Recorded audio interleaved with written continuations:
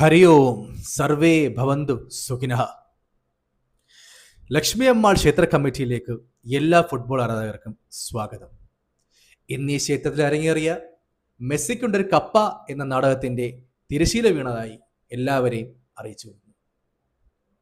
ഈ നാടകത്തിന്റെ വിജയത്തിനായി ഈ നാടകത്തിന് അതിൻ്റെ പരിപൂർണതയിലെത്തിച്ച എസ്പാനിയ ടീമിനും എസ്പാനിയ ഫാൻസിനും ബ്രാച്ചുഗൽ ഫാൻസിനും മറ്റ് ഫുട്ബോൾ ആരാധകർക്കും ക്ഷേത്ര ഭാരവാഹികളുടെ വക പ്രത്യേക കൃതജ്ഞത അറിയിച്ചു കൊള്ളുന്നു. അടുത്തതായി ക്ഷേത്രത്തിൽ എത്തിച്ചേർന്നിട്ടുള്ള അർജന്റീന ഫാൻസിനായിട്ടുള്ള പ്രത്യേക അറിയിപ്പ്.